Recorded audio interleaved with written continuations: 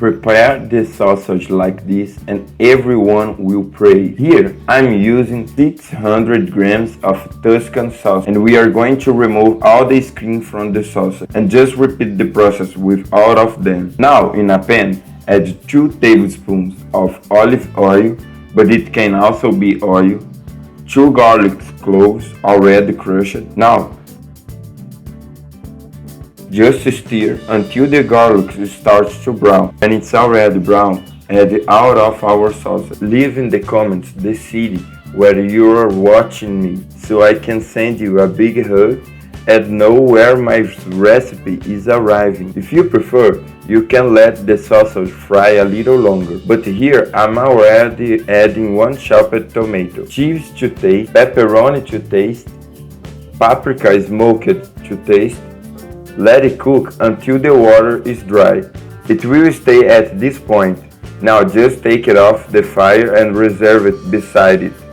In a blender, add 3 eggs, 1 cup of milk, 100 ml of oil, 1 teaspoon of salt. Now just cover and leave it for 1 minute.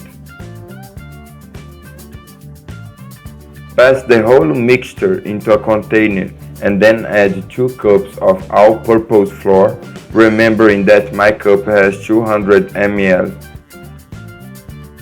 Now just mix it very well until it forms a dough. Now add 1 tablespoon of yeast and stir again. On a baking tray, use oil, olive oil or butter to grease and then add half of our dough. If you're enjoying this recipe, don't forget to leave your like or your love and share this video with everybody. Spread the dough on the bottom of the board and then add the sausage. Spread it very well. If you don't follow our page or are not subscribed to our channel, follow us and subscribe it now. We post video every day at 6:30 p.m. Add 100 grams of grated mozzarella and add the rest of the dough and spread it until it covers everything. This special hug today is for Eliana, who accompanies us from Pará.